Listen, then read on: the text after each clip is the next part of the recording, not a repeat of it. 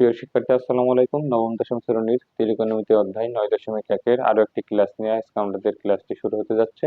এই ক্লাসে থাকছে আমাদের 10 এবং 11 নং প্রশ্নের সমাধান। তো আমি আগেই বলেছি যে ত্রিকোণমিতি অধ্যায় তোমাদের জন্য খুব গুরুত্বপূর্ণ। কেন গুরুত্বপূর্ণ? কারণ এই অধ্যায় থেকে মাস্ট বি একটা প্রশ্ন থাকবে, অর্থাৎ একটা সৃজনশীল থাকবে।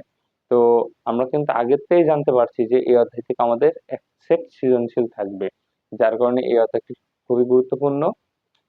তো তোমরা যদি মনোযোগ সহকারে ক্লাসটি দেখতে থাকো তাহলে অবশ্যই এই অঙ্কের সমাধান তোমরা সহজে বুঝতে পারবে।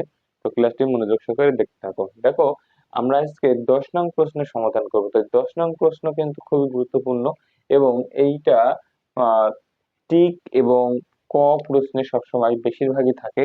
তো দেখো, আমাদের 10 নং প্রশ্নে বলছে tan a √1 - sin² is equal to সাইনে প্রমাণ করতে। তো আমরা লেফট হ্যান্ড সাইড থেকে রাইট হ্যান্ড সাইড প্রমাণ করবো। তো লেফট হ্যান্ড সাইডে আমাদের কি আছে? লেফট হ্যান্ড সাইডে আছে আমাদের tan a √1 - sin²। এখন দেখো, আমাদের কিন্তু সাইনে প্রমাণ করতে হবে। তো সাইনে প্রমাণ করতে গেলে আমরা ত্রিকোণমিতির কিছু সূত্র আমাদের জানতে হবে। সূত্রগুলো কি? দেখো, এখানে আমাদের অ্যান্সার চেয়েছে সাইনে, আবার এখানে আছে টেন। তো আমি এখানে তোমাদের টেনের সূত্রগুলো যদি তোমরা একটু চিন্তা করো, দেখো টেনের সূত্র আমরা জানি যে 1/cot a, আবার cot সমান আমরা জানি কি 1/tan a। তারপরে tan এর আমরা আরেকটা সূত্র জানি sin a/cos a, R cot হচ্ছে এর উল্টোটা। এখন একটুখানি তুমি খেয়াল করে দেখো যে এই অঙ্কে আমাদের tan a √1 - sin² আমাদের রয়েছে। এখন অ্যান্সার চেয়েছেও কিন্তু আমাদের সাইনে প্রমাণ করতে হবে। তুমি এখানে খেয়াল করো, যদি tan কে আমি যদি 1/cot ফেলি তাহলে কি সাইন কজে যাচ্ছে? যাচ্ছে না। যার কারণে আমরা কি করব, এই সূত্রটা আমরা ইউজ করব। অর্থাৎ tan এর সূত্র আমরা লিখবো sin a/cos a, রুটের জায়গায় রুট রাখলাম। তো এই যে 1 - sin² আছে, 1 - sin² আমরা জানি cos² এর সূত্র কি জানি, cos² সমান 1 - sin²। এখন দেখো, এখানে আছে 1 - sin², তাহলে অবশ্যই আমি এখানে কি বসাতে পারি? cos²। তাহলে দেখো cos²। এখন আমরা কি করতে পারি? আমরা জানি যে স্কোয়ার রুটে কি হয়ে যায়, সবসময় কেটে যায়। তা স্কোয়ার ভিতরের পাওয়ারে যদি রুট থাকে তাহলে কেটে গেল। তাহলে এখানে দেখো, সাইনের জায়গায় সাইনে, কজের জায়গায় কজে।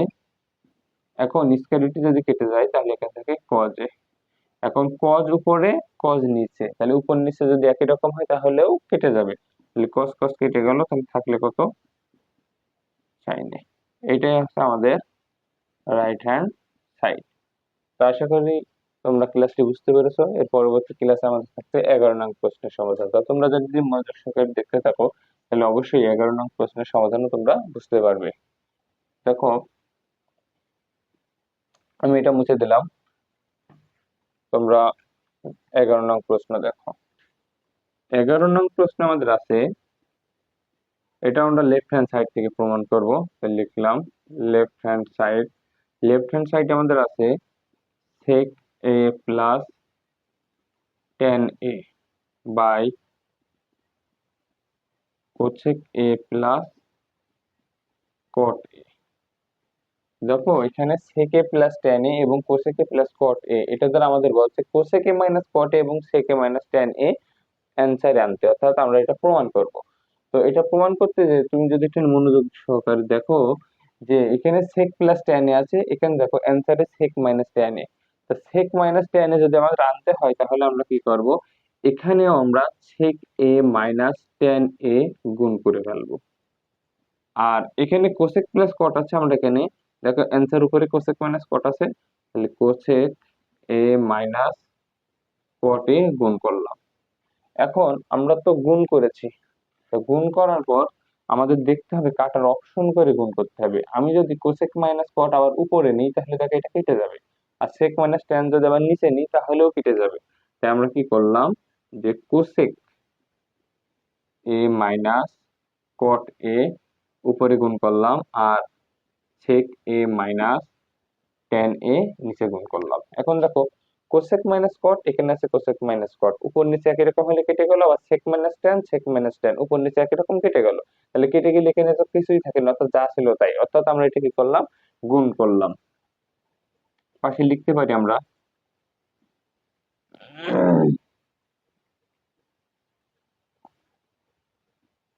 সেক এ মাইনাস ট্যান এ ও cosec A minus cot A উভয় পক্ষে উপর নিচে গুণ করে হয়, উপর নিচে গুণ করে।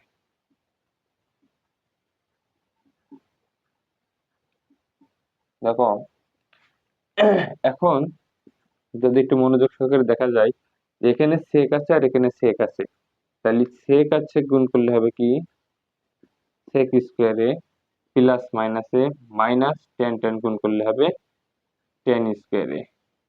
আর এখানে আমাদের যেটা আছে কোসেক এ মাইনাস কট এ আমরা লিখে দিলাম।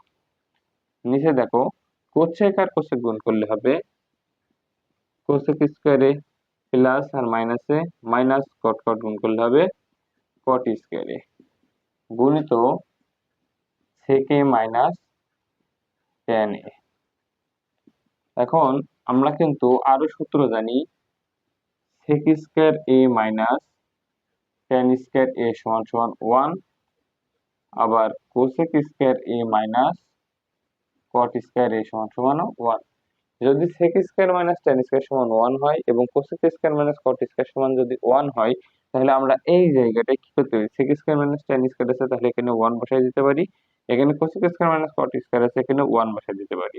তাহলে যা ছিল তাই আবার লিখে দিলাম, কোসেক এ মাইনাস কট এ নিচে সেক এ মাইনাস টেন এ।